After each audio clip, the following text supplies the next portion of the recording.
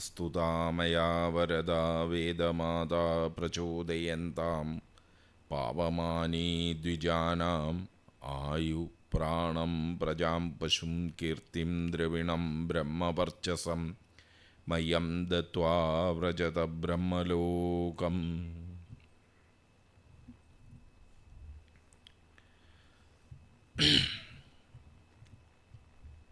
നരേന്ദ്ര ദയാനന്ദം 2026 42ാമത് ദിനമാണിന്ന്. 42 ദിനങ്ങളിൽ 41 ദിനങ്ങളും നമ്മൾ പ്രധാനമായി വേദസ്വരൂപത്തെക്കുറിച്ചാണ് സംസാരിച്ചത്. ആ വേദസ്വരൂപത്തിൽ വേദങ്ങളുടെ സംരക്ഷണാർത്ഥം നിലകൊള്ളുന്ന 6 ശാസ്ത്രങ്ങളെക്കുറിച്ച് നമ്മൾ പറഞ്ഞു. ശിക്ഷ, കൽപ്പ, വ്യാകരണ, നിരുക്ത, ഛന്ദ, ജ്യോതിഷം. അതിനെപ്പറ്റി ഏതാണ്ട് ഈ ഏറ്റവും അല്പമാത്രമായി എങ്കിലും ഈ 6 ശാസ്ത്രങ്ങളെ പറയാനുള്ള ശേഷിയെങ്കിലും ഏതാ? ശിക്ഷ, കൽപ്പം, വ്യാകരണം, നിരുക്തം, ഛന്ദസ്, ജ്യോതിഷം. ഇത് എങ്കിലും തെറ്റാതെ പറയാനുള്ള ഒരു ശേഷിയെങ്കിലും നമ്മളിൽ ആർക്കെങ്കിലും ഉണ്ടാകുന്നുണ്ടെങ്കിൽ, എനിക്കുൾപ്പെടെ ഉണ്ടാകുന്നുണ്ടെങ്കിൽ, അതാണ് ഈ പ്രഭാഷണത്തിൻ്റെ ഏറ്റവും വലിയ വിജയം എന്ന് ഞാൻ കരുതുകയാണ്. ബാക്കി പറഞ്ഞതൊക്കെ എന്ന് പറയുന്നത് അത് എത്രത്തോളം നമ്മുടെ ഉള്ളിലേക്ക് കടന്നു ചെല്ലും എന്നുള്ളത് നമുക്കറിയില്ല. എങ്കിലും ഈ വേദമാണോ ആദ്യമുണ്ടായത്, ഈ ശാസ്ത്രമാണോ, ഈ സംരക്ഷണ സംവിധാനങ്ങളാണോ ആദ്യമുണ്ടായത് എന്ന ഒരു ചോദ്യം പൊതുവെ നാസ്തിക പക്ഷത്ത് നിന്ന് പലരും ഉന്നയിക്കാറുണ്ട്. വേദത്തെ എന്തുകൊണ്ട് സംരക്ഷിക്കണം? വേദം ഇങ്ങനെ ഈശ്വരീയമാണെങ്കിൽ, ഈശ്വരൻ്റെ വാണിയാണെങ്കിൽ, പിന്നെ എന്തിനാണ് ഈ 6 ശാസ്ത്രങ്ങളെ ഇങ്ങനെ കമാൻഡോസൊക്കെ വെച്ച് സംരക്ഷിക്കുന്നതിന് വേണ്ടിയിട്ട് തുനിയുന്നത്? അതിനുള്ള ഉത്തരം വളരെ ലളിതമാണ്. നാസ്തികൻ നാസ്തികത്വത്തെ എത്ര പ്രയത്നിച്ചാണ് നിലനിർത്തുന്നത് എന്ന് ആ നാസ്തികന് മാത്രമേ അറിയൂ. അതിൻ്റെ അയാളുടെ സിദ്ധാന്തത്തെ മറ്റൊരാളിലേക്ക് എത്തിക്കാനായി അയാൾ ചെയ്യുന്ന പ്രയത്നം എത്ര വലുതാണ് എന്ന് അയാൾക്ക് സ്വയം ബോധ്യമുണ്ടാവും.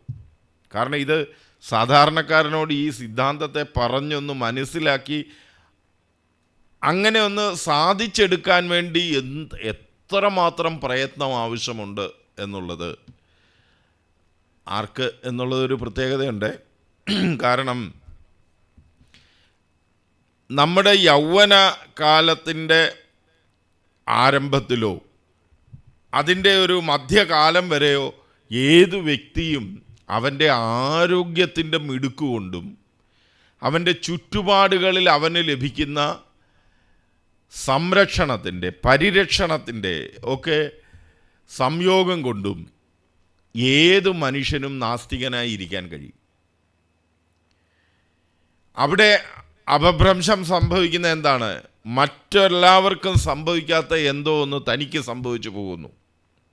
വികലാംഗത്വം, അനപത്യത, ദുഃഖം, സാമ്പത്തിക നഷ്ടം, ഇതര ദുരിതങ്ങൾ, ദുഃഖങ്ങളും ദുരിതങ്ങളും ഇതൊക്കെ വരുമ്പോൾ പിന്നെ സ്വാഭാവികമായിട്ടും പ്രായേണ പ്രകൃതിയിലെ ഇതര മനുഷ്യരെല്ലാം ചെയ്യുന്നത് പോലെ ഈശ്വരാരാധനയുടെ ഭാഗമായി അവരവരെന്താണോ ഈശ്വരൻ എന്ന് ചിന്തിക്കുന്നത് അതിലേക്കൊരു ആരാധനാ പദ്ധതിയിലേക്ക് ഇവർ നീങ്ങുകയാണ് ചെയ്യുക.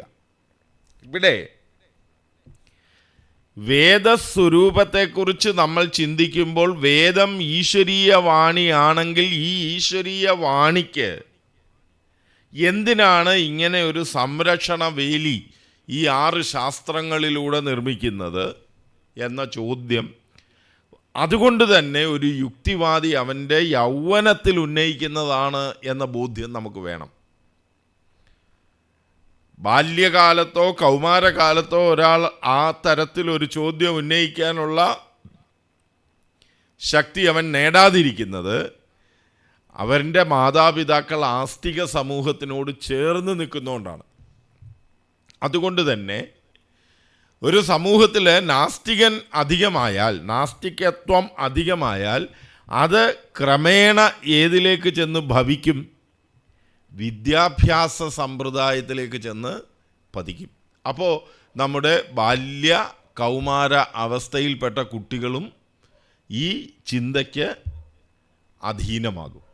അവിടെയും ഭാരതീയ സംസ്കാരത്തിൽ ഒരു പരിധിവരെ നമ്മൾ സംരക്ഷിക്കപ്പെടുന്നത് കുലഗോത്രങ്ങൾ എന്ന് പറയുന്ന രണ്ട് സംവിധാനങ്ങളുടെ ശക്തമായ സംരക്ഷണത്താലാണ്.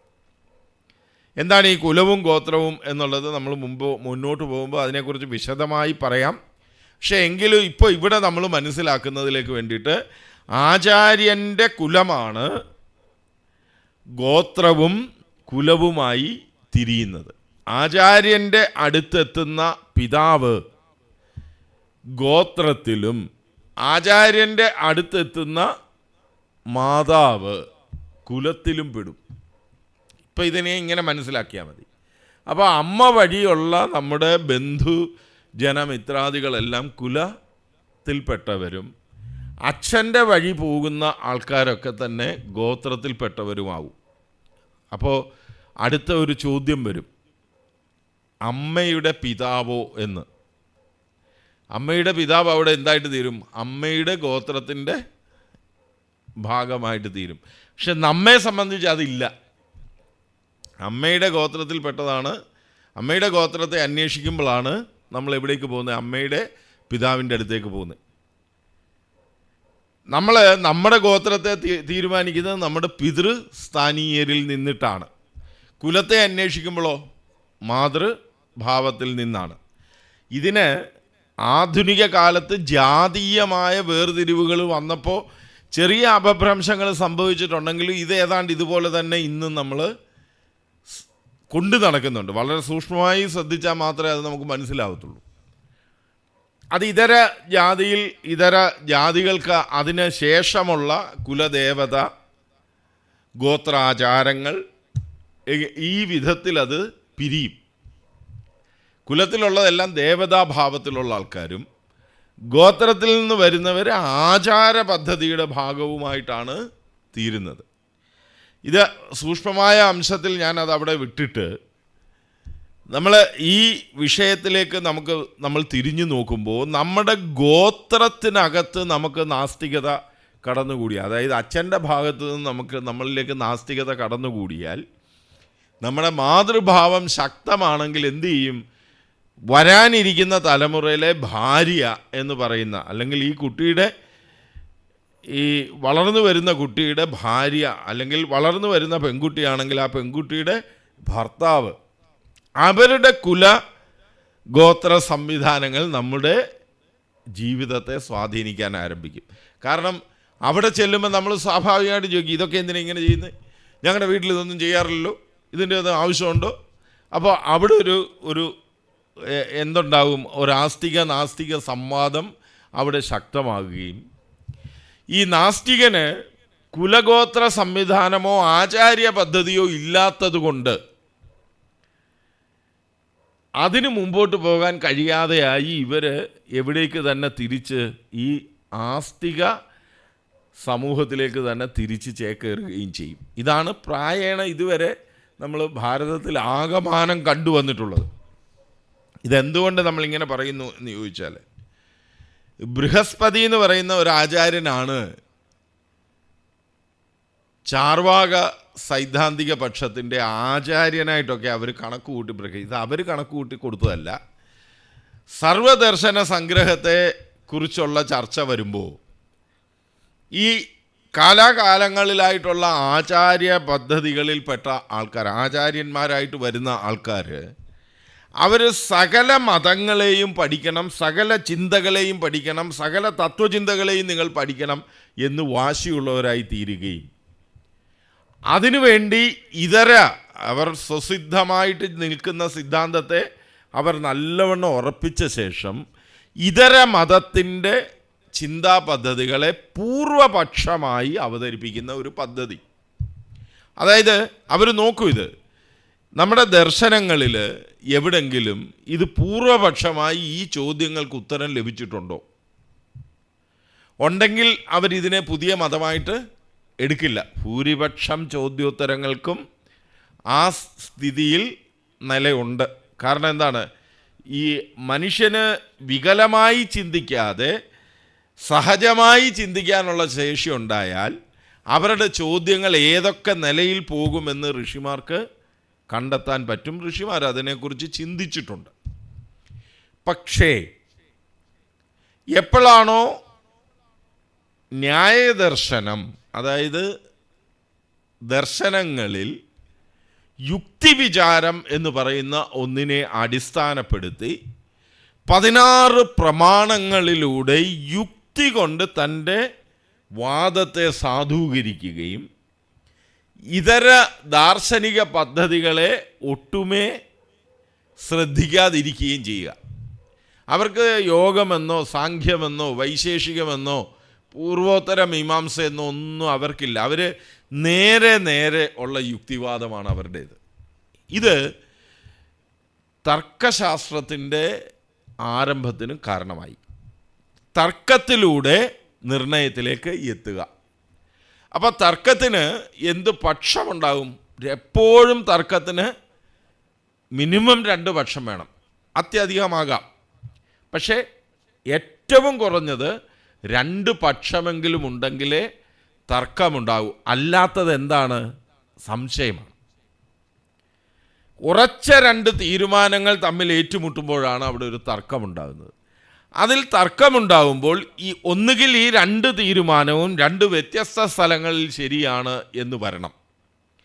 അല്ലെങ്കിൽ നിങ്ങളിത് ഇങ്ങനെ ഈ രീതിയിലല്ല ഈ നിർണയത്തിൽ എത്തേണ്ടത്, വേറൊരു മാർഗത്തിലൂടെയാണ് എന്ന് കാണിച്ചു കൊടുത്ത് അതിൻ്റെ ഉദാഹരണത്തിലൂടെ ചെന്ന്, ഞാൻ പറഞ്ഞത് ഈ പ്രകരണത്തിലെ ഒരു ഉദാഹരണമല്ല, ഞാൻ പറഞ്ഞത് മറ്റൊരു പ്രകരണത്തിലെ ഉദാഹരണമാണ്, അതിന് യുക്തിയുണ്ട് എന്ന സാധുതയെങ്കിലും കൊണ്ടുവരണം. ഇതിനെ ക്രമത്തിൽ ഭാരതീയ ചിന്താ പദ്ധതിക്കാർ പല രീതിയിൽ, ഏതൊക്കെ ഇപ്പോൾ ഒരു സെൻറ്റൻസ് എഴുതുന്നതിന് 96 പദ്ധതികളുണ്ടെന്ന് നമ്മൾ പറഞ്ഞല്ലോ, അതേ വിധത്തിൽ ഒരു തർക്കത്തിൽ ഏറ്റവും കുറഞ്ഞത് 54 വിധത്തിലുള്ള തർക്കങ്ങൾ നമുക്ക് ഉന്നയിക്കാൻ കഴിയും. അതിൻ്റെ വിഭിന്നങ്ങളായിട്ടുള്ള ഭേദങ്ങളുണ്ട്. അതൊന്നും ഇപ്പോൾ ഇവിടെ നമ്മൾ ചർച്ചാ വിഷയമാക്കേണ്ട. ന്യായദർശനം എപ്പോഴേലും ചർച്ച ചെയ്യുമ്പോൾ നമുക്ക് അതിൻ്റെ ഓരോ സൂക്ഷ്മമായ അംശത്തിലേക്ക് നമുക്ക് കടന്നു പോകാൻ കഴിയും, പോകുന്നുണ്ടെങ്കിൽ. പോകുന്നൊന്നും വെച്ചല്ല പോകുന്നത്. 6 ദർശനങ്ങളെയും അങ്ങനെ നമുക്ക് പൂർത്തീകരിക്കാൻ കഴിഞ്ഞാൽ ഒരു പക്ഷേ ഭാരതത്തിൽ തന്നെ അത് വളരെ അപൂർവം നടന്നിരിക്കുന്ന ഒരു ആയേക്കാം. പക്ഷേ അതിനൊക്കെയുള്ള പണ്ഡിത സഭകൾ, പണ്ഡിതന്മാർ ഇപ്പോഴും ഭാരതത്തിൽ നമുക്ക് ലഭ്യമാണ് ഈ 6 ദർശനങ്ങളെ സംബന്ധിച്ച്. പക്ഷേ ഈ ശിക്ഷ, കൽപ്പ, വ്യാകരണ, നിരുക്ത, ഛന്ദസ, ജ്യോതിഷം എന്നൊക്കെ പറയുന്നതിൻ്റെയൊക്കെ അപ്രത്യക്ഷമായി കഴിഞ്ഞിരിക്കുന്നു കേട്ടോ. ഈ 6 ദർശനങ്ങളെ സംബന്ധിച്ചൊക്കെ നമുക്ക് വലിയ വാചകടി. മറ്റേതെന്ന് പറഞ്ഞാൽ ഈ 6 ശാസ്ത്രങ്ങളെ പഠിക്കുക എന്ന് പറഞ്ഞാൽ അതിൻ്റെ ആത്യന്തിക ലക്ഷ്യം എന്താണ്? വേദത്തിൻ്റെ സംരക്ഷണം സ്വയം ഏറ്റെടുക്കുക എന്നാണ്. അത് സാധാരണ ഗൃഹസ്ഥരാണ് ചെയ്യുക. ആ ഗൃഹസ്ഥ സംവിധാനത്തിനെ നിലനിർത്താനുള്ള ഒരു പദ്ധതിയും ഇന്നത്തെ സമൂഹത്തിനകത്ത് നിലവിലില്ല. ബൗദ്ധ ജൈന സമ്പ്രദായത്തിനകത്തെ രൂഢീവാദത്താൽ ഹിന്ദുമതത്തിലെ ഭൂരിപക്ഷം വിഭാഗവും ഭൂരിപക്ഷം പണ്ഡിതന്മാരും സന്യാസിമാരായിപ്പോയി. അവരാരായില്ല? ഗൃഹസ്ഥന്മാരായില്ല. അതുകൊണ്ട് ശ്രേഷ്ഠ പ്രജകൾ അവർക്ക് ലഭിക്കുന്നില്ല. അല്പകാലം അത് ലഭിച്ചു, അത് നിയോഗ വ്യവസ്ഥയിലൂടെയായിരുന്നു. ആ നിയോഗ വ്യവസ്ഥ അധാർമികമായ വ്യവസ്ഥയിലേക്ക് നീങ്ങിയതോടെ അതും നമ്മുടെ മുമ്പിൽ നിന്ന് അപ്രത്യക്ഷമായി മാറി. അനപത്യത ദുഃഖമുള്ളവർ പണ്ട് കാലത്ത് ശ്രേഷ്ഠര് ആയ സന്യാസിമാരുടെ അടുത്ത് പോയിട്ട് നിയോഗക്രിയയിലൂടെ സന്താനങ്ങളെ സൃഷ്ടിച്ചിരുന്നു. ഇത് കേൾക്കുമ്പോൾ ഇത് നാളെ വന്നിട്ട് ഇതിനടിയിൽ വേറെ ഒന്നും കുറിച്ചിട്ട് കാര്യമൊന്നുമില്ല, നിൻ്റെ ഏറ്റവും അത്യന്താധുനികമായ ഈ ആർട്ടിഫിഷ്യൽ ഇൻസെമിനേഷൻ തൊട്ടിങ്ങോട്ടുള്ള എല്ലാ ഇൻഫെർട്ടിലിറ്റി സംവിധാനങ്ങളും അത് നടത്തുന്ന ഡോക്ടറുടെയോ അല്ലെങ്കിൽ അയക്കറിയാവുന്ന കുറച്ച് ആൾക്കാരുടെയോ ബീജത്തെ സംയോജിപ്പിച്ച് വെച്ചിട്ട് ചെയ്യുന്ന ഒരു പ്രക്രിയ മാത്രമാണ്. അതുകൊണ്ട് അങ്ങനത്തെ കാര്യങ്ങളിലേക്ക് നമ്മളിപ്പം ഇരു കൂട്ടർക്കും ബോധ്യമുള്ള കാര്യമായതുകൊണ്ട് അതിലേക്ക് പോകണ്ട. പണ്ട് കാലത്തെ സന്യാസിമാർ അതിന് നിന്നു കൊടുത്തിരുന്നോ എന്ന് ചോദിച്ചാൽ അത് ധാർമ്മിക വ്യവസ്ഥയിൽ അവർ നിന്നതാണ്. ഇന്ന് ഇതിനെന്ത് ധാർമ്മിക വ്യവസ്ഥയുള്ളത്? ഇവിടെ എന്ത് ധാർമ്മിക വ്യവസ്ഥയുള്ളത്? ഇത് ആരുടെ ബീജമാണെന്ന് അറിയാൻ എന്തെങ്കിലും മാർഗമുണ്ടോ? ഒരു മാർഗവും ഇല്ല. ആർട്ടിഫിഷ്യൽ ഇൻസെമിനേഷനിൽ ഭാര്യ-ഭർത്തൃ ബന്ധത്തിനകത്തുള്ള പ്രശ്നങ്ങൾക്കകത്ത് നിന്നിട്ടേ അതിനൊരു നിയമമുള്ളൂ. അതല്ലാതെ ഏത് പ്രഗ്നൻസിയാണെന്ന് ഇപ്പോൾ ടെസ്റ്റ് ട്യൂബ് ബേബികളെ സൃഷ്ടിക്കുന്ന കാര്യത്തിലായാലും ഗർഭപാത്രത്തിനകത്ത് ഭ്രൂണത്തെ വളർത്തുന്ന സംവിധാനമായാലും ഒക്കെ നമ്മൾ ഈ ആനുകാലികമായി 3 ദിവസം മുമ്പ് നടന്ന ഒരു സംവിധാനത്തെ നമ്മൾ ശ്രദ്ധിക്കണം. എന്താണ്? ഒരു നേഴ്സ് സ്വയം അവർ ഗർഭം ധരിക്കുകയും ഒരു ലിവിങ് ടുഗദർ ബന്ധത്തിലൂടെ 3 ദിവസം മുമ്പ് വന്ന ഒരു ന്യൂസാണ്. അവർ ആ ഭ്രൂണത്തെ വയറ്റിൽ നിന്ന് അടർത്തിയെടുത്ത് ഫ്രിഡ്ജിൽ സൂക്ഷിക്കുകയും ഇതാരോടോ രസകരമായ ഈ സംഭവം ഏതോ ഡോക്ടറോട് പറയുകയും ഡോക്ടർ അത് പോലീസിൽ കൊടുക്കുകയും മെഡിക്കൽ ലീഗോസ് കേസാകുകയും ആ നേഴ്സിനെ അറസ്റ്റ് ചെയ്യുകയും ചെയ്തിട്ടുണ്ട്. നമ്മളിത് മനസ്സിലാക്കേണ്ട വിഷയം, ഈ രീതിയിലുള്ള പദ്ധതികളിൽ നിയോഗ വ്യവസ്ഥയുടെ അപ്രത്യക്ഷമാകൽ ഒരു പരിധിവരെ നമ്മുടെ സംസ്കാരത്തെ വല്ലാതെ ബാധിച്ചിട്ടുണ്ട്. അതിൻ്റെ ഒരു വികല സ്വരൂപമൊക്കെ തന്നെ ആയിരിക്കാം ഈ സംബന്ധം എന്ന് പറയുന്ന ആധുനിക ജാതി വ്യവസ്ഥയ്ക്കകത്ത് വരുന്ന ഒരു ചിന്ത. ഇപ്പോൾ അതിന് ദൂരെ ഒന്നും പോകണ്ട. സ്ത്രീകളെ സംബന്ധിച്ച് സെലിബ്രിറ്റീസ് ആയിട്ടുള്ള ആൾക്കാരുമായിട്ടുള്ള ബന്ധങ്ങളെ നമ്മളെ അത്ഭുതപ്പെടുത്തുന്ന തരത്തിലാണ് സംഭവിക്കുന്നത്. അത്ഭുതപ്പെടുത്തുന്ന തരത്തിലാണ്. അതിന് വിദ്യാഭ്യാസമുണ്ട് എന്ന് പറഞ്ഞിട്ടൊന്നും കാര്യമില്ല. അതിന് സംസ്കാരമുണ്ട് എന്ന് പറഞ്ഞിട്ടും കാര്യമില്ല. കാരണം സംസ്കാരവും വിദ്യാഭ്യാസവും ഉള്ളവർ പോലും ഈ സെലിബ്രിറ്റീസിൻ്റെ അടുത്ത് പോയിട്ട് എനിക്ക് നിങ്ങളെപ്പോലൊരു സന്താനം വേണം എന്ന് പറയത്തക്ക വിധത്തിലുള്ള ഒരു ബന്ധത്തിലേക്ക് അത് ചെന്ന് അവസാനിക്കുന്നത് കണ്ടിട്ടുണ്ട്. അങ്ങനെ വ്യക്തതയുള്ള പല ബന്ധങ്ങളും പിന്നീട് വെളിവാക്കപ്പെട്ടിട്ടുമുണ്ട്. ഇപ്പോൾ ഞാൻ വ്യക്തമായ ഉദാഹരണങ്ങൾ നമുക്ക് വളരെ ദൂരെ പറയേണ്ടി വരുന്നത് കൊണ്ട് അത് പറയുന്നില്ല. എങ്കിലും ഭാരതത്തിൽ നമുക്ക് വളരെ അടുത്തറിയാവുന്ന ഒരു ബന്ധമായിരുന്നു നീന ഗുപ്ത എന്ന് പറയുന്ന ഒരു സിനിമാ നടിയുടെയും വിവിൻ റിച്ചാർഡ്സ്. ഞാനത് രണ്ടും കൂടെ പറയാൻ കാരണമുണ്ട്. ഒന്ന് ക്രിക്കറ്റ് ലോകത്ത് നിൽക്കുന്ന ഒരാളും മറ്റേയാൾ സിനിമയുടെ ലോകത്ത് നിൽക്കുന്ന ഒരാളുമാണ്. അവർ തമ്മിലുള്ള ബന്ധത്തിൽ ജനിച്ച മക്കൾ മകൾ ഒരാളെ ഉള്ളെന്നാണ് എൻ്റെ വിശ്വാസം. അവരുടെ പിതൃത്വത്തെ സംബന്ധിച്ചൊന്നും യാതൊരു ഒരു ഇതും നമുക്കുണ്ടായിട്ടില്ല. പക്ഷേ അവർ ആ സമൂഹത്തിനിടയ്ക്ക് അതൊരു വലിയ കാര്യമായി ചർച്ചയ്ക്ക് വന്നുമില്ല. ഇത് ഒരു പരിധി വിട്ടിട്ടുള്ള ഒരു സമൂഹത്തിലേക്ക് ഒരു മോസ്റ്റ് മോഡേൺ എന്നൊക്കെ നമുക്ക് പറയാൻ പറ്റുന്ന അത്യുന്നതങ്ങളിൽ നിൽക്കുന്ന ഗന്ധർവന്മാരെന്നോ കിന്നരന്മാരെന്നോ അങ്ങനെയൊക്കെ പറയുന്ന കുറച്ചേറെ വർഗ്ഗങ്ങളുണ്ടല്ലോ. അവരുടെ ഇടയ്ക്കൊക്കെ നടക്കുന്ന ബന്ധങ്ങൾക്കൊന്നും വലിയ ധാർമ്മിക വ്യവസ്ഥയല്ല നിലനിൽക്കുന്നത്. അപ്പോൾ ആ വ്യവസ്ഥ ഭാരതത്തിൻ്റെ കെട്ടകാലത്ത്, ഭാരതത്തിൻ്റെ ഇഷ്ടം പോലെ സമ്പത്തുണ്ട്. എപ്പോഴും അധപ്പതിക്കുന്ന ഒരു രാജ്യത്തിൻ്റെ ഏറ്റവും വലിയ പ്രശ്നം എന്താണ്? അവരുടെ സമ്പത്ത് എങ്ങനെ കൈകാര്യം ചെയ്യപ്പെടുന്നു എന്നുള്ളതാണ്. ഇപ്പോൾ റഷ്യ തകരുന്ന 1988 നമ്മുടെ കണ്ണിൻ്റെ മുമ്പിലാണ് റഷ്യ തകരുന്നത്. റഷ്യയിൽ നിന്ന് സ്ത്രീകളെല്ലാം ഓടിപ്പോയത് ദുബായിലേക്കും അറേബ്യൻ നാടുകളിലേക്കും ഒക്കെയാണ്. കാരണം അവരവിടെ തെരുവിൽ അവരുടെ ശരീരം വിൽക്കുകയും ആ ശരീരം വിറ്റ് കിട്ടുന്ന പണം കൊണ്ട് വളരെ സ്വാതന്ത്ര്യമാർന്ന ഒരു ലോകത്തേക്ക് അവർക്ക് ചലിച്ചു പോകാനുള്ള ഒരു ബോധ്യങ്ങൾ അവർ സൃഷ്ടിച്ചെടുക്കുകയാണ് ചെയ്തത്. പിന്നീട് കാലക്രമത്തിൽ അത് മാറി. അത് പിന്നീട് റഷ്യക്കാരല്ല വന്നതെന്നും അത് ക്രൊയേഷ്യക്കാരാണെന്നും അത് പിന്നെ ഇതര അസർബൈജാൻകാരാണെന്നും അത് മറ്റുള്ള രാജ്യങ്ങളിൽ നിന്ന് വന്നവരാണെന്നും റഷ്യ ഈസ് ഓൾവേസ് റഷ്യ എന്നൊക്കെ പറഞ്ഞിട്ട് പലതരത്തിലുള്ള സാംസ്കാരിക പ്രതിപ്രവർത്തന ശൈലികൾ റഷ്യയിൽ പിന്നീട് നടന്ന ഒരു നീണ്ട കാലം നടന്നു. അതിനൊക്കെ ഏതാണ്ട് ഒരു അവസാനം വരുന്നത് സത്യത്തിൽ ഈ പുടിൻ എന്ന് പറയുന്ന ആളിൻ്റെ ഭരണം തിരിച്ചു വരുന്നതോടെയും റഷ്യ വീണ്ടും ഒരു ശക്തിയായി ലോകത്തിൻ്റെ മുമ്പിൽ അവതരിക്കുമ്പോഴുമാണ്. ഇതേ അവസ്ഥ അമേരിക്കയ്ക്കും സംഭവിക്കാം. അമേരിക്കയ്ക്ക് അത് സംഭവിക്കാതിരിക്കുന്നതിൻ്റെ കാരണം ആ സമൂഹം റഷ്യയെ പോലെ ഒരു അടഞ്ഞ സമൂഹമല്ല, മറച്ചു പിടിക്കപ്പെടുന്ന സമൂഹമല്ല. ഇപ്പോൾ ചൈനയെ നമ്മൾ ചെന്നാൽ ചൈനയിലെ പല സ്ഥലങ്ങളിലും നമുക്ക് പോകാൻ പറ്റില്ല, അവിടുത്തെ ഗ്രാമപ്രദേശങ്ങളിലേക്ക് നമുക്ക് കടന്നു ചെല്ലാൻ പറ്റത്തില്ല.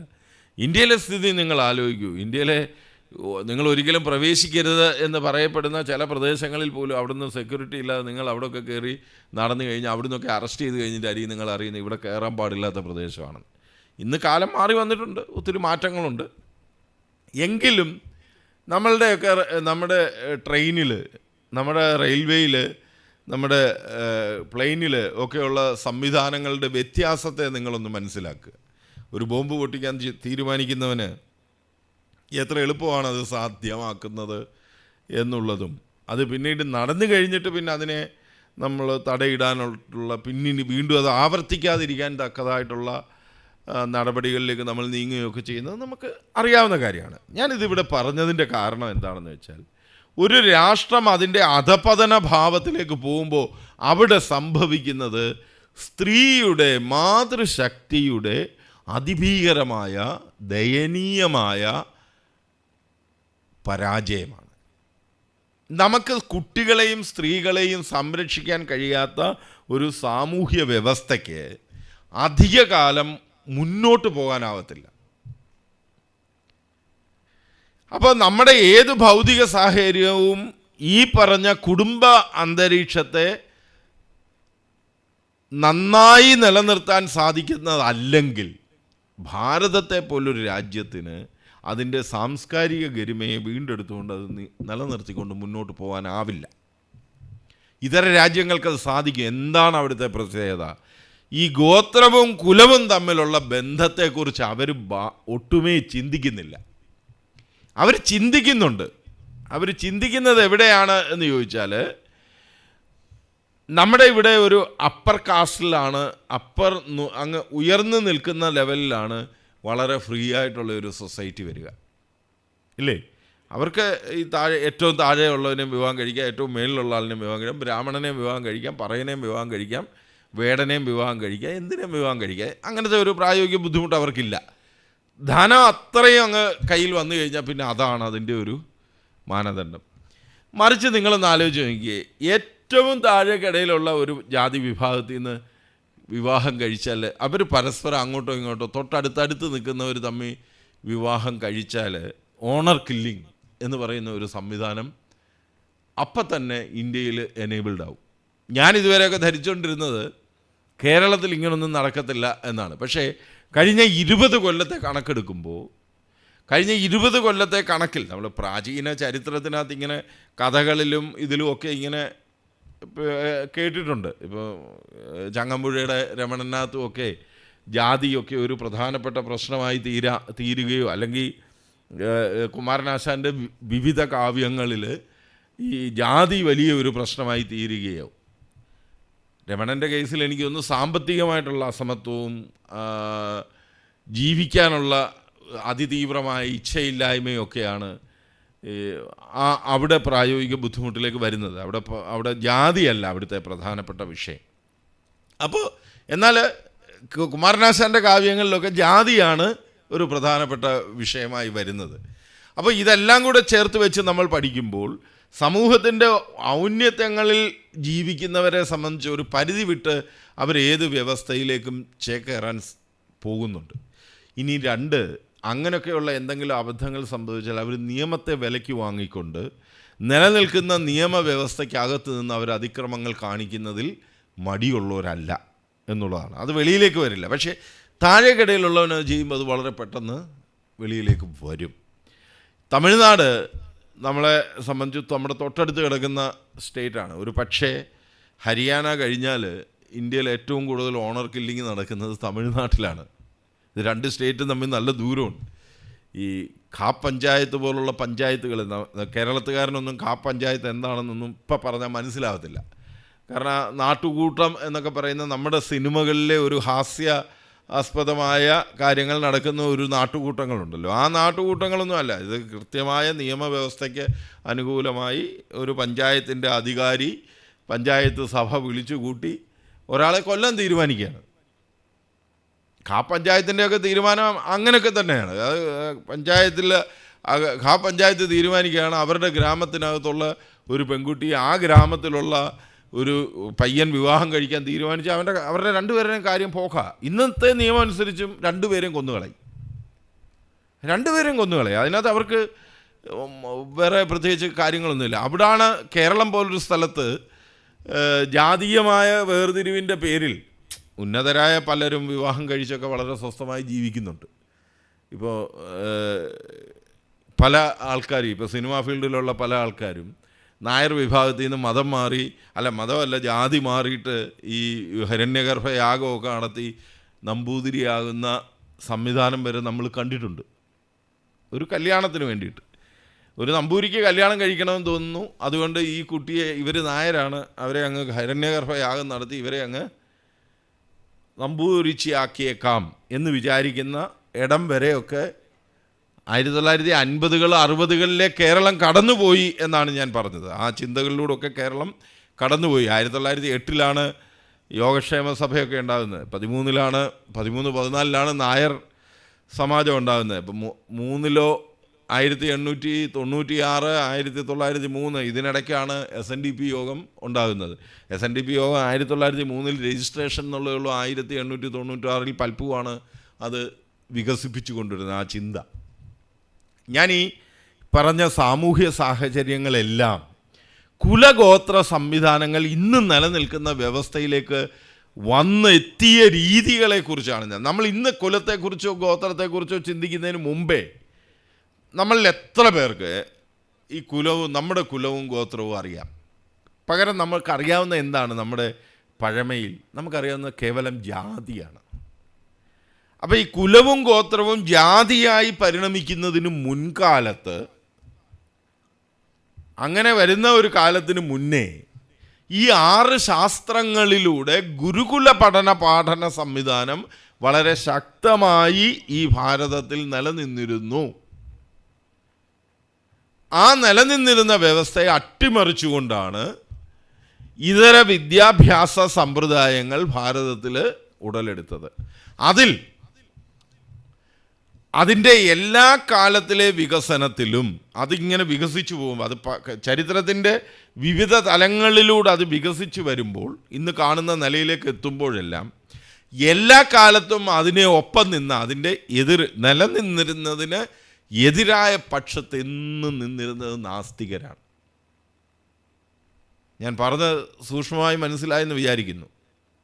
അതായത് ഈ ചിരന്തനമായ ഈ സഭ്യത, ഈ സംസ്കാരം ഇതിൻ്റെ ആരംഭത്തിൽ ഉടലെടുത്ത കാലത്ത് മുതൽ തന്നെ ഒരു പൂർവപക്ഷത്തെ അവതരിപ്പിച്ചുകൊണ്ട് ഈ നാസ്തിക ഭാവം മനുഷ്യരിൽ നിലനിന്നിരുന്നു. അപ്പോൾ സദാ ഈ നാസ്തികതയിൽ നിന്നിട്ടാണ് നമ്മുടെ ഇതര മത ജാതി ഇതര വിഭാഗങ്ങളെല്ലാം, ഈ ക്രമത്തിലുള്ള വിഭാഗങ്ങളെല്ലാം ഉണ്ടായി വന്നിട്ടുള്ളത്. അതായത് യുവത്വമാണ് ഈ പുതുമയുടെ ആകാംക്ഷയെ പൂർത്തീകരിച്ചിരുന്നത്.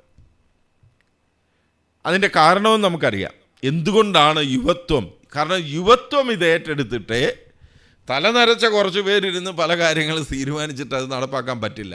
കാരണം യുവത്വം ഇത് ഏറ്റെടുത്താൽ നീണ്ട കാലത്തേക്ക് ആ ചിന്ത ആ സമൂഹത്തിനകത്ത് നിലനിൽക്കുകയും അതിനുപോത്ബലകമാവുന്ന സാംസ്കാരിക ഗരിമയും സംസ്കാരവും പേറിക്കൊണ്ട് അടുത്ത ഒരു തലമുറ ഇവിടെ ഉണ്ടായി വരികയും ചെയ്യും. അപ്പോൾ അതുകൊണ്ട് തന്നെ പുതുമയുള്ള എല്ലാ സാധനത്തിലും നമുക്ക് ഈ നാസ്തികത കാണാൻ പറ്റും. എന്നാൽ 2 മതവിഭാഗങ്ങളിൽ നാസ്തികത മാത്രം നിലനിൽക്കുകയും ആസ്തിക ഭാവത്തിൻ്റെ കടക്കൽ കത്തിവെക്കുകയും ചെയ്തു. ആ 2 വിഭാഗങ്ങളിലാണ് ഒന്ന് ബുദ്ധമതവും മറ്റൊന്ന് ജൈനമതവും. അപ്പോൾ ഈ ബുദ്ധമതവും ജൈനമതവും വന്നതോടെ ആസ്തിക മത സംവിധാനവും ഗുരുകുല സംവിധാനങ്ങളും ഗോത്രകുല സംവിധാനങ്ങളും നമ്മളിൽ നിന്ന് അതിൻ്റെ എല്ലാ നന്മകളെയും അപ്രത്യക്ഷമാക്കിക്കൊണ്ട് നമ്മളിൽ നിന്ന് വിട്ടുപിരിഞ്ഞു പോയി. ഞാൻ വിചാരിക്കുന്നത് ഈ ചിന്തയിലേക്ക് ഇതിനെത്താൻ കഴിഞ്ഞാൽ മുന്നോട്ടുള്ള നമ്മുടെ ചരിത്ര പശ്ചാത്തലത്തിൽ നടത്തുന്ന ചില നിഗമനങ്ങളിലേക്ക് നിങ്ങൾക്ക്, എന്നെ കേൾക്കുന്ന ചിലർക്കെങ്കിലും ചെന്നെത്താൻ കഴിഞ്ഞേക്കും. കാരണം ഈ ചിന്ത നിങ്ങൾക്ക് ഉറപ്പായി കിട്ടിയില്ലെങ്കിൽ, കാരണം എന്താണ്, ഈ ബൗദ്ധനോ ജൈനനോ ശിക്ഷയോ കൽപ്പമോ വ്യാകരണമോ നിരുക്തമോ ഛന്ദസ്സോ ജ്യോതിഷമോ വൈദിക പദ്ധതി പ്രകാരം പഠിക്കുന്നില്ല. പകരം എന്താ ചെയ്യുന്നത്, വൈദിക സമ്പ്രദായം നിലനിന്ന ഒരു സമൂഹത്തിനകത്തു നിന്ന് റിവേഴ്സ് ഡിക്ഷണറികളെ സൃഷ്ടിച്ചു അവർ. റിവേഴ്സ് ഡിക്ഷണറി എന്ന് പറഞ്ഞാൽ ശിക്ഷയുടെ റിവേഴ്സ് ഇഫക്റ്റ് ഉണ്ടാക്കുക. അത് സാധ്യമാണ്. എങ്ങനെയാണ് എന്ന് ഞാൻ പറയാം. ചെറിയൊരു ഉദാഹരണം പറയാം. നമ്മൾ ആധുനിക കാലത്ത് നമ്മൾ 1-ാം ക്ലാസ്സിൽ പഠിച്ച സയൻസ്, 2-ാം ക്ലാസ്സിൽ പഠിച്ച സയൻസ്, 3-ാം ക്ലാസ്സിൽ പഠിച്ച സയൻസ്, 4-ാം ക്ലാസ്സിൽ, 5-ൽ, 6-ൽ, 7-ൽ, 8-ൽ, 9-ൽ, 10-ൽ വരെ എന്നുള്ളത് തീരുമാനിക്കുക. ഞാൻ ഈ 50-കാരനായതുകൊണ്ട് 10 നിൽക്കും. ഇന്ന് അതൊരു 30-കാരനോ 20-കാരനോ ആണെങ്കിൽ എവിടം വരെ പോവും? 12 വരെ പോവും. കാരണം എന്താ, പ്രീ ഡിഗ്രി അപ്രത്യക്ഷമാകുകയും +2 സംവിധാനം പഠന സംവിധാനത്തിൻ്റെ ഇതിലെത്തുകയും ചെയ്തു. അതോടെ ഇവിടെ 2 കാര്യങ്ങൾ സംഭവിക്കുന്നുണ്ട്. ഒന്ന്, ഈ +2 സംവിധാനത്തിൽ നമ്മൾ കോളേജ് വിഭാഗത്തിലേക്ക് നമ്മൾ പഠനത്തിനെത്തുമ്പോൾ, അല്ലെങ്കിൽ ഉയർന്ന തലത്തിലേക്ക് എത്തുമ്പോൾ, നമ്മൾ 1-ാം ക്ലാസ്സിൽ പഠിച്ച സംവിധാനത്തിനെതിരായ പല സത്യങ്ങളും നമ്മൾ അവിടെ പഠിക്കും. പക്ഷേ ഈ സത്യം ഇങ്ങനെ പഠിച്ചാലേ നിങ്ങൾക്ക് അവിടെ അത് പൂർണ്ണമായിട്ട് മനസ്സിലാക്കാൻ സാധിക്കും. ഉദാഹരണത്തിന് ഞാൻ ഒരു ചെറിയൊരു ഉദാഹരണം കൊണ്ട് പറയാം. നമ്മൾ എല്ലാം വരച്ചിട്ടുള്ളതാണ്, മാർക്ക് കിട്ടുന്നതിൽ വരച്ചിട്ടുള്ളതാണ് ഇലക്ട്രോണ്, പ്രോട്ടോണ്, ന്യൂട്രോണ്. അതിൽ ന്യൂട്രോണും പ്രോട്ടോണുമാണ് ന്യൂക്ലിയസിൽ നിൽക്കുന്നത്. ഈ ന്യൂക്ലിയസിന് ചുറ്റും ഒരു കൃത്യമായ പാതയിലൂടെ ഇലക്ട്രോൺ എന്ത് ചെയ്യുന്നു? സഞ്ചരിച്ചു കൊണ്ടേ ഇരിക്കുന്നു. ഇത് നമ്മൾ ഈ നീൽ ബോറിൻ്റെ ഇതാണ് നമ്മൾ അന്ന് പഠിച്ചിട്ടുള്ളത്. അപ്പോൾ ആ സംവിധാനം അന്ന് ശരിയാണ്.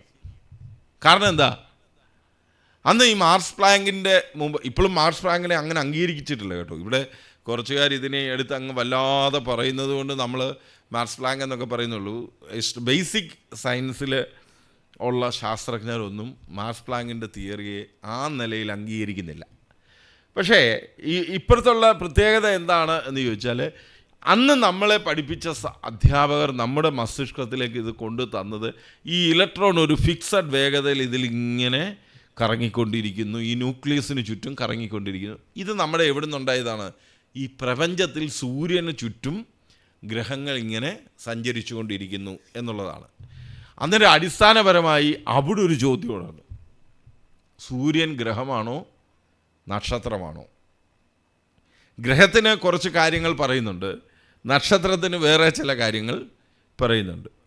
പിന്നെ നമുക്ക് 2 കീറാമുട്ടുകളായിട്ട് നിൽക്കുന്ന രാഹുവും കേതുവും, അത് 2 നമ്മുടെ ഭൂമധ്യരേഖ പോലെ മനസ്സിൽ മാത്രം വരച്ചിട്ടുള്ള 2 പോയിൻറ്റ്സാണ് ഈ പറയുന്ന രാഹുവും കേതുവും. അതിനെ പക്ഷേ അതിനൊരു കഥയൊക്കെ ഉണ്ടാക്കി അതൊരു ഉരുണ്ട ഗോളമാണ്, അത് ഗ്രഹമാണ് എന്ന് നമ്മൾ തെറ്റായി ധരിച്ചു പോയി. ഇത് പറയുമ്പോൾ ചിലർക്ക് വിഷമമുണ്ടാവും. ഇനി ഭൗമ കേന്ദ്രീകൃതമാണ് ഭാരതീയ ജ്യോതിഷം. ലോകത്തിലെ ഒരുവിധ എല്ലാ ജ്യോതിഷങ്ങളും എന്താണ്, ഈ പറയുന്ന ഫലജ്യോതിഷങ്ങളെല്ലാം ഭൗമ കേന്ദ്രീകൃതമാണ്. അവരൊന്നും ഒട്ടും വെച്ചിട്ടില്ല. ബാബിലോണിക്കാരോ അല്ലെ മറ്റേ അലക്സാണ്ട്രിയയിലെ ആൾക്കാരോ, അല്ലെങ്കിൽ ബാബിലോണിയ, പിന്നെ മെസപ്പൊട്ടോമിയ, പിന്നെ അങ്ങോട്ടുള്ള കുറച്ചേറെ ആൾക്കാർ, ഏതൊക്കെയോ ഗ്രീസ് ഇവരൊക്കെ റോംകാർ ഒക്കെ എടുത്തുള്ളൂ. അവരൊക്കെ അടുത്ത കാലം വരെയും ഇത് ഭൗമ കേന്ദ്രീകൃതമാണെന്ന് തന്നെ കരുതിയിരുന്നേ. അല്ലാതെ ഭാരതീയർ മാത്രമൊന്നും അല്ല അങ്ങനെ ഇന്നും കരുതുന്ന പോലെ കരുതിയത്. ഇപ്പോഴും നമുക്കറിയാമല്ലോ, നമ്മളിതുവരെ ഇത് തിരുത്തിയിട്ടില്ല. എന്താ കാരണം? നമ്മുടെ കാരണം എന്താണെന്ന് വെച്ചാൽ നമ്മൾ നമ്മുടെ ഗ്രഹനില കുറിക്കുന്നത് എവിടെ നിന്നിട്ടാ? ഭൂമിയിൽ നിന്നിട്ടാ. അപ്പം നമ്മൾ കണക്കെടുത്തിരിക്കുന്നത് എങ്ങനെയാണ്? നമുക്കല്ലാതെ അറിയത്തില്ലേ? സൂര്യനുണ്ട്, നക്ഷത്രങ്ങളുണ്ട്, ഇതുണ്ട്. നക്ഷത്രങ്ങളുടെ കൂട്ടത്തിൽ സൗരയൂഥത്തിലെ പ്രമുഖൻ സവിതാവായ സൂര്യനാണ്. ഇതാണ് നമ്മുടെ ചിന്ത. അതുകൊണ്ട് നമ്മൾ സൂര്യനെ നമ്മുടെ ഒരു ഗ്രഹമായാണ് സങ്കല്പിച്ചത്. ഏതായിട്ട് സങ്കല്പിച്ചില്ല? നക്ഷത്രമായിട്ട് സങ്കല്പിച്ചില്ല.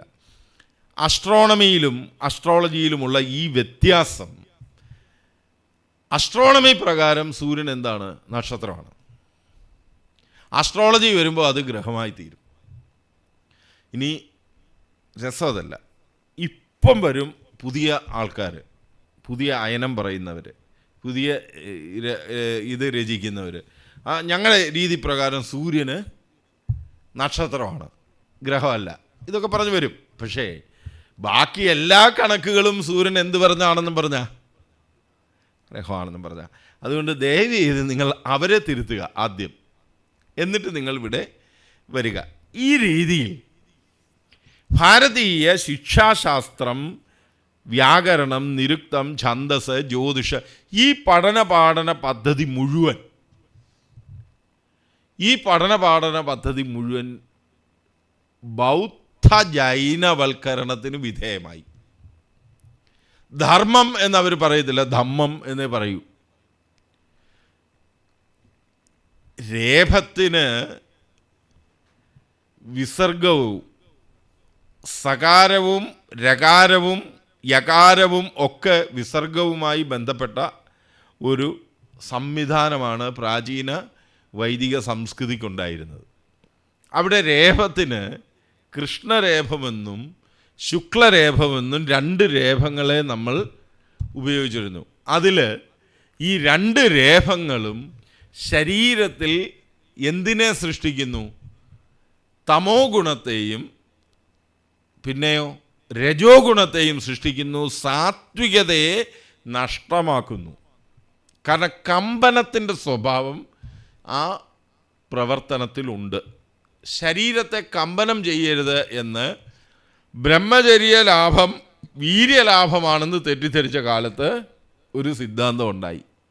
അപ്പോൾ അവർ ഇർ എന്ന് പറയുന്ന ശബ്ദത്തിന് പകരം ര എന്നാക്കുകയും കർമ്മം എന്ന് പറയുക കർമ്മം എന്നാക്കുക. അങ്ങനെ വന്നപ്പോൾ യോഗവിദ്യയിലൂടെ മുന്നേറിയ കുറച്ച് ആശാന്മാർ പറഞ്ഞു, ഒരു കാര്യം ചെയ്യാം, നമുക്ക് രേഫത്തിന് എടുത്തം കളയാം, നമുക്ക് ധമ്മം മതി എന്നായി. ഇത് ധമ്മത്തിൽ മാത്രമല്ല, ധമ്മപദത്തിൽ മാത്രമല്ല, അനേക അക്ഷരങ്ങളിൽ ഇതുപോലെ മാറ്റങ്ങൾ അവർ കൊണ്ടുവന്നു. അപ്പോൾ ബൗദ്ധ ജൈന കൾട്ട് വന്നപ്പോഴത്തേക്ക് ജൈനന്മാർ ഇതിലും വിദഗ്ധരാണ്. അവർ പ്രാകൃതം എന്ന് പറയുന്ന ഒരു ഭാഷയിലാണ് അവരുടെ സിദ്ധാന്തങ്ങളെ കൊണ്ടുവന്ന് വെച്ചത്. അത് ഏതാണ്ട് സംസ്കൃതവുമായി വളരെ അടുത്ത ബന്ധമുള്ള ഒന്നാണ്. എന്നാൽ സംസ്കൃതം അല്ലതാനും, എന്നാലത് സംസ്കൃതം അല്ലതാനും. നിങ്ങളൊന്ന് ആലോചിച്ച് നോക്കിയേ, എന്തുമായിരിക്കും ഇവിടുത്തെ അവസ്ഥ? കൂടുതൽ നമ്മൾ പറയണ്ട. ഇപ്പം ഇന്ത്യ അനുഭവിച്ചുകൊണ്ടിരിക്കുന്ന 2 കാര്യങ്ങളുണ്ട്. ഏതാണ്ട് 10, 40, 50, 60, 70 കൊല്ലമായി നമ്മൾ IPC എന്നും ഒക്കെയാണ് പറയുന്നത്. ഇന്ത്യൻ പീനൽ കോഡ്, പിന്നെ CRPC ക്രിമിനൽ പ്രൊസീജിയർ കോഡ്, പിന്നെ സിവിൽ പ്രൊസീജിയർ കോഡ് CPC. ഇതൊക്കെ ഇങ്ങനെ പറഞ്ഞു. ഇതൊക്കെ പോയിട്ട് ഇപ്പോൾ ഭാരതീയ ന്യായ സംഹിത ഇതൊക്കെ വന്നു. ഇതൊക്കെ വരുന്നതുകൊണ്ട് കുഴപ്പമില്ല, ഇത് വരേണ്ടതാണ്. ഇതെന്ന് തന്നെ വരേണ്ടതായിരുന്നു. ഭാരതം എന്നാണോ സ്വതന്ത്രമായത് ആ ദിവസം തന്നെ വരേണ്ടതായിരുന്നു. പക്ഷെ അന്ന് അത് നമുക്ക് ചെയ്യാൻ പറ്റില്ല. എന്താണ് കാരണം? ഒരു രാഷ്ട്രം സ്വതന്ത്രമാകുമ്പോൾ എന്തൊക്കെയാണ് ഈ രാഷ്ട്രത്തിന് വേണ്ടത് എന്ന് ചിന്തിക്കാൻ ശേഷിയുള്ള ഒരാൾ പോലും നമ്മുടെ കൂട്ടത്തിൽ അന്ന് നിലനിന്നിരുന്നില്ല. കാരണം അന്ന് നിലനിന്നവരുടെ എല്ലാ ലക്ഷ്യം എന്തായിരുന്നു? ഒന്നുകിൽ ഇത് 2ആക്കണം, അല്ലെ ഇത് ഒറ്റയായിട്ട് നിൽക്കണം. ഈ 2 ചിന്ത ഭാരതം വെട്ടിമുറിക്കുന്ന സമയത്ത് അതുമാത്രമായിരുന്നു നമ്മുടെ മുമ്പിലുള്ള പ്രധാനപ്പെട്ട വിഷയം. എല്ലാരെ സംബന്ധിച്ചും, ഗാന്ധിയെ സംബന്ധിച്ചും ഗോഡ്സെയെ സംബന്ധിച്ചും. ഗാന്ധിയെ വെടിവെച്ച് കൊന്ന എന്തിൻ്റെ പേരിലാ? ഇന്ത്യയെ വെട്ടിമുറിച്ചതിൻ്റെ പേരിലാ, ഇല്ലേ? ഗാന്ധി വെടിയേറ്റത് എന്തിൻ്റെ പേരിലാ? ഈ വെട്ടിമുറിക്കൽ സമ്മതിച്ചതിൻ്റെ പേരിലാണ്. ഗാന്ധിജി പറയുകയായിരുന്നു ഇത് പറ്റില്ല എന്ന് തീർത്തും സത്യസന്ധതയോടെയും ആത്മാർത്ഥതയോടെ അദ്ദേഹം പറയുകയായിരുന്നു. എങ്കിൽ അങ്ങനെ പറഞ്ഞാൽ അദ്ദേഹം മറ്റൊരു കാര്യം കൂടെ പറയേണ്ടി വരുന്നു. നെഹ്റുവിൻ്റെ അടുത്ത് പറയണമായിരുന്നു, നെഹ്റു നോക്കൂ, മുഹമ്മദ് അലി ജിന്ന ഇന്ത്യയുടെ പ്രധാനമന്ത്രിയാകും, ഇന്ത്യ വെട്ടിമുറിക്കപ്പെടില്ല എന്ന് പറയേണ്ടി വരുമായിരുന്നു. അങ്ങനെ പറയാൻ അദ്ദേഹത്തിന് മനസ്സുണ്ടായില്ല.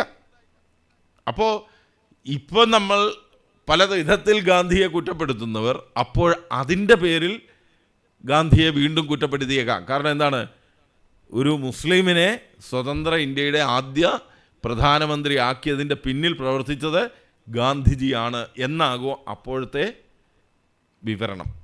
പോട്ടെ, അത് നമ്മുടെ വിഷയമല്ല. എന്തായാലും ഈ ഭാരതീയ തത്വശാസ്ത്രത്തിൻ്റെ അടിസ്ഥാനമായി നിൽക്കുന്ന, ഭാരതീയ വിജ്ഞാന പാരമ്പര്യത്തിൻ്റെ അടിസ്ഥാനമായി നിൽക്കുന്ന ഈ ശിക്ഷ, കൽപ്പ, വ്യാകരണ, നിരുക്ത, ഛന്ദസ്, ജ്യോതിഷ, ഇതിലൂടെയാണ് നമ്മൾ എവിടേക്ക് പ്രവേശിക്കുന്നത്? വേദത്തിലേക്ക് പ്രവേശിക്കുന്നത്. ഇത് നാസ്തിക സമൂഹത്തിൻ്റെ കയ്യിലെത്തി. ഇപ്പം ഈ നാസ്തിക സമൂഹത്തിൻ്റെ പ്രത്യേകത ഞാൻ മുമ്പേ പറഞ്ഞു, അവർക്ക് ആചാര്യ കുലങ്ങളൊന്നുമില്ല. ഉണ്ടോ? ഇല്ല. നിങ്ങൾക്കൊരു അഡ്രസ്സ് ഉണ്ടെങ്കിലാണ് നിങ്ങളെ അറിയപ്പെടാനും പിടിക്കപ്പെടാനും ഇടയാവുന്നത്. നിങ്ങൾക്ക് അഡ്രസ്സ് ഉണ്ടെങ്കിലാണ് നിങ്ങൾ പിടിക്കപ്പെടുന്ന ഒരാളായി തീരുന്നത്. നിങ്ങൾക്കൊരു അഡ്രസ്സ് ഇല്ലെങ്കിൽ, ഇപ്പോൾ നമ്മൾ ഒരു ബംഗാളി ഇവിടെ വന്ന ആദ്യം നമ്മളെപ്പോഴാണ് ബംഗാളിക്ക് രജിസ്റ്റർ വെക്കാൻ തുടങ്ങി? അവൻ്റെ അഡ്രസ്സ് വേണം, അവൻ്റെ ആധാർ വേണം, അവൻ്റെ വോട്ടിംഗ് കാർഡ് വേണം, അവൻ്റെ എല്ലാ സംവിധാനങ്ങളും വേണം. ഈ അഡ്രസ്സിൽ ഉണ്ടോ എന്ന് അറിയണം. ഇന്ന് പറയാൻ തുടങ്ങിയത് എപ്പോഴാണ്? ഇവൻ ഇവിടെ വന്നിട്ട് ചെയ്യരുതാത്ത, നിയമപരമല്ലാത്ത നിയമലംഘന പ്രക്രിയയിൽ ഏർപ്പെട്ടപ്പോഴാണ്. അപ്പോൾ നാസ്തികനെ സംബന്ധിച്ച് എന്താണ് പ്രശ്നം? നാസ്തികന് അഡ്രസ്സില്ല. കാരണം അവന് ഒരു കുലത്തിലും പെട്ടവനല്ല. ബാക്കി എല്ലാ ഗുരുകുലങ്ങൾക്കും അഡ്രസ്സുണ്ട്. നീ എവിടെ പഠിച്ചതാണ്? ഞാൻ ഇന്ന ഗുരുകുലത്തിൽ പഠിച്ചതാണ്. പക്ഷേ എല്ലാ ഗുരുകുലങ്ങളിൽ നിന്നും ഒരു നാസ്തികൻ വെളിയിലേക്ക് വരുന്ന ഒരവസ്ഥ ഉണ്ടായാലോ അവർക്കൊരു യൂണിയൻ ഉണ്ടായി വരും. അത് ഈ സകല ഗുരുകുലങ്ങളെയും ബാധിക്കും. ഇല്ലേ? ചിന്തിക്കൂ, എങ്ങനെയാണ് ഭാരതം പടിപടിയായിട്ട് ഇന്ന് കാണുന്ന അവസ്ഥയിലേക്ക് ചെന്ന് പതിച്ചത് എന്ന് ചോദിച്ചാൽ, അതിൻ്റെ പ്രഥമ ആരംഭം, അതിൻ്റെ ആരംഭം കുറിക്കുന്നത് എവിടെ നിന്നാണ്? വിദ്യാഭ്യാസ സമ്പ്രദായത്തിൻ്റെ മായം ചേർക്കലിൽ നിന്നാണ്. അത് തുടങ്ങി വെച്ച മതം ബുദ്ധ ജൈന മതങ്ങളാണ്.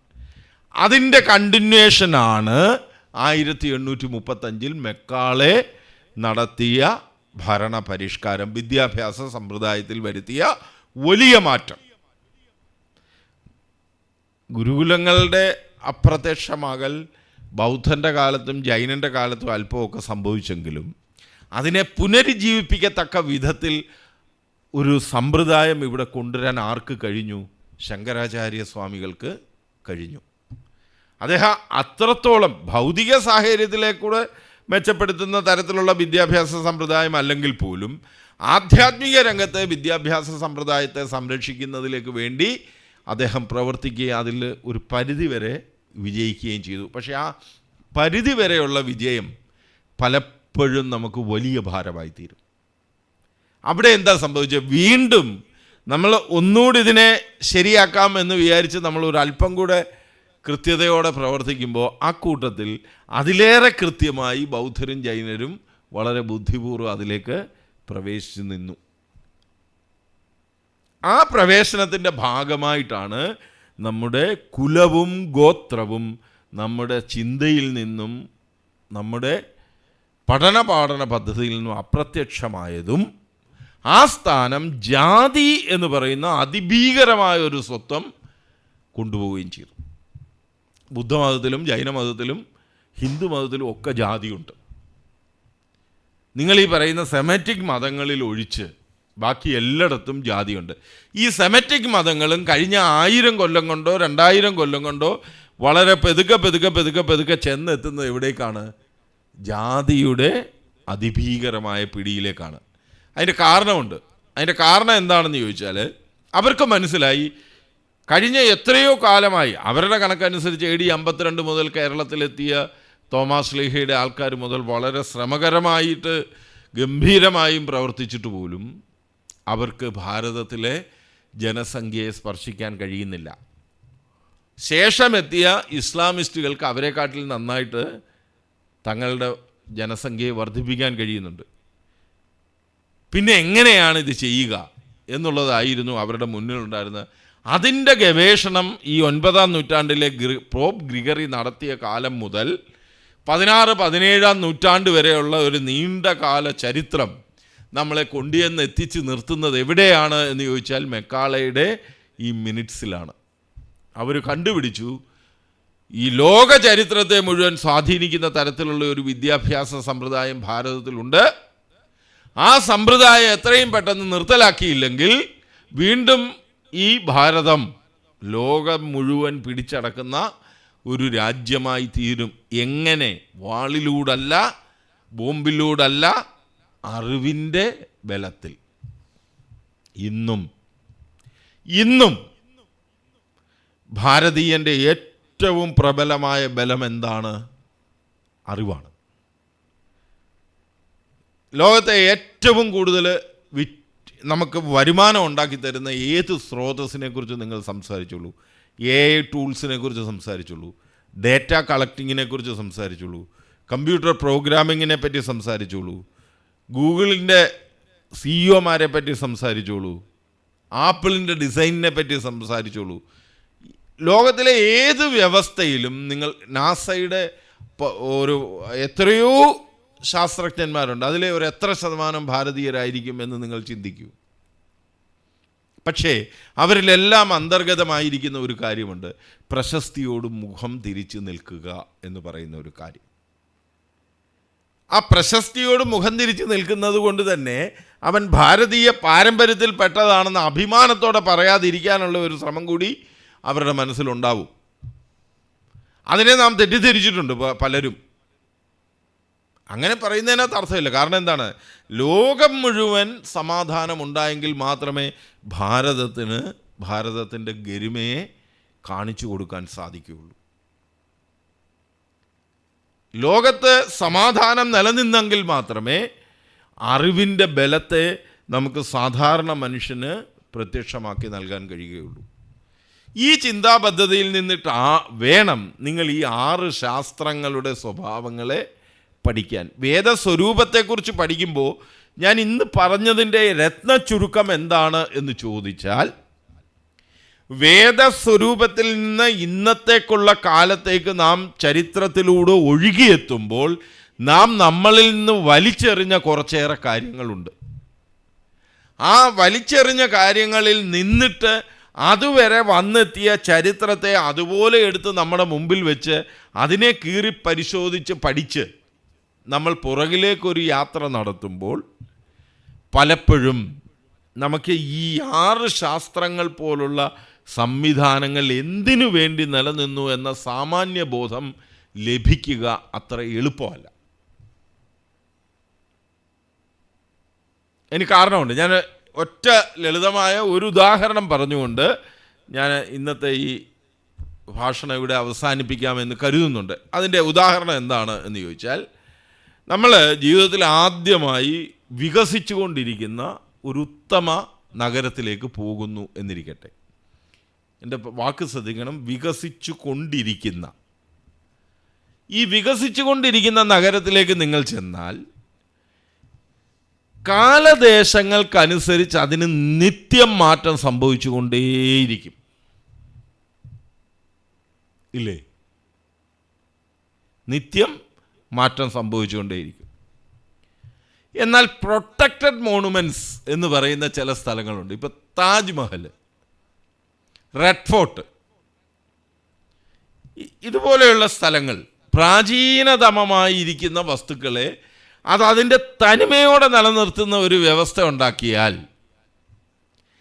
അതിൽ ഈ കാലദേശങ്ങൾക്കനുസരിച്ച മാറ്റങ്ങൾ നിങ്ങൾക്ക് അവിടെ കാണാൻ കഴിയുക. അങ്ങനെ വന്നാൽ അത് പ്രൊട്ടക്റ്റഡ് മോണുമെൻ്റ് അല്ല. അപ്പോൾ വികസിത രാജ്യങ്ങളിലാകുമോ ഈ പ്രൊട്ടക്റ്റഡ് മോണുമെൻറ്റ്സ് നന്നായിട്ട് സംരക്ഷിക്കുക, അതോ വികസിച്ച് കൊണ്ടിരിക്കുന്ന സ്ഥാപനങ്ങളിലായിരിക്കുമോ ഇത് സംരക്ഷിക്കുക?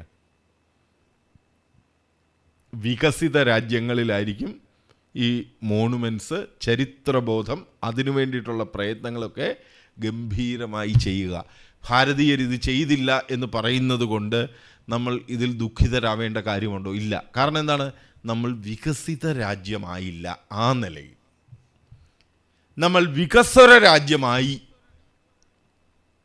അവികസിത രാജ്യത്തിൽ നിന്ന് നമ്മൾ ആധുനിക ലോകത്തിൻ്റെ മുന്നിലേക്ക് നമ്മൾ പെതുക്കെ പിച്ച വെച്ച് നമ്മളൊരു വികസിത രാജ്യത്തിൻ്റെ നിലയിലേക്ക് എത്തി. ഇന്ന് നമ്മൾ ലോകത്തിൽ 3ാമത്തെ ശക്തിയാണ്, അല്ലെ 3ാമത്തെ ശക്തി ആയിക്കൊണ്ടിരിക്കുന്നു.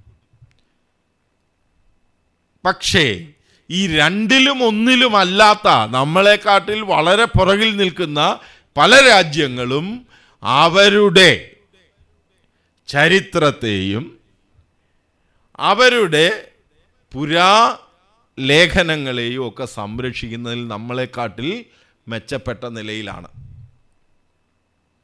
ഇവിടെയാണ് ഭാരതത്തിൻ്റെ ശിക്ഷ, കൽപ്പം, വ്യാകരണം, നിരുക്തം, ഛന്ദസ്, ജ്യോതിഷം ഇവയൊക്കെ ഉപേക്ഷിച്ചതിൻ്റെ പ്രായോഗിക ബുദ്ധിമുട്ടിലേക്ക് നമ്മൾ ചെന്നുപെട്ടത്. പകരം നമ്മൾ എന്ത് കാണുന്നു? നമ്മുടെ പ്രൊട്ടക്റ്റഡ് മോണുമെൻ്റായിട്ട് നമ്മളിപ്പോൾ ഡൽഹിയിൽ വന്നാൽ നമുക്ക് കൊണ്ട് കാണിക്കാനുള്ളത് താജ്മഹലാണ് എന്ന് പറയുന്നു. താജ്മഹൽ ആകുമ്പോൾ നമ്മൾ എന്തിലേക്ക് പോകും? അതുണ്ടാക്കിയ ഷാജഹാനിലേക്ക് പോകും. ഷാജഹാൻ്റെ കാലം 1526 ശേഷമാണ്. 1526 ബാബർ മുഗൾ സാമ്രാജ്യം സ്ഥാപിക്കുന്നത്. അപ്പോൾ ഈ രാജ്യത്തിൻ്റെ ചരിത്രം എവിടേക്ക് പോകും? അതിലേക്ക് പോകും. എന്നാൽ വൈദികമായ എന്തെങ്കിലും ഒരു കാര്യത്തെ കാണിക്കാൻ നിങ്ങളുടെ കയ്യിലുണ്ടായിരുന്നു എങ്കിൽ ഏത് കാലത്തേക്ക് ഭാരതത്തിൻ്റെ ചരിത്രം മുന്നോട്ടേക്ക് പോയേനെയും. ഇംഗ്ലീഷുകാർ ഉൾപ്പെടെ അംഗീകരിക്കുന്ന വേദിക് ഏജ്, വൈദിക കാലഘട്ടം, അങ്ങനൊരു കാലയളവില്ല കേട്ടോ. കാലഘട്ടം എന്നുള്ള വാക്ക് തെറ്റാണ്. കാലയളവ് എന്ന് പറയുന്നത് മാത്രമേ ശരിയാവൂ. കാരണം കാലദേശങ്ങളെക്കുറിച്ചുള്ള കാര്യം പറയുമ്പോൾ ഞാൻ അതിൻ്റെ കാര്യകാരണ ബന്ധങ്ങൾ പറയാം. പക്ഷേ കാലഘട്ടം എന്നുള്ളത് പ്രയോഗിച്ച് ഇന്ന് അതിന് സാധൂകരണം വന്നു എന്നുള്ളതേ ഉള്ളൂ. കാലയളവാണ് ശരിയായ പ്രയോഗം. പോട്ടെ, ആ കാലയളവിലേക്ക്, വൈദിക കാലയളവിലേക്കുള്ള മനുഷ്യൻ്റെ മനസ്സിൻ്റെ യാത്ര എന്ത് കാരണം കൊണ്ടാണ് നിലച്ചു പോയത്? ഈ 6 ശാസ്ത്രങ്ങളുടെ പഠനം ഭാരതത്തിൽ അസ്തമിച്ചതോടെയാണ്. അത് അസ്തമിക്കുന്നത് ഏത് കാലത്താണ്? ദയാനന്ദൻ്റെ കാലത്താണ്. ഇവിടാണ് ദയാനന്ദൻ്റെ ഏറ്റവും പ്രമുഖമായ ദാനം, അദ്ദേഹത്തിൻ്റെ യജ്ഞ വിജയം എന്ന് പറയുന്നത് നൈരുക്തിക പ്രക്രിയയെ വീണ്ടെടുക്കാൻ നമ്മളെ സഹായിച്ചു അദ്ദേഹം എന്നുള്ളിടത്താണ്.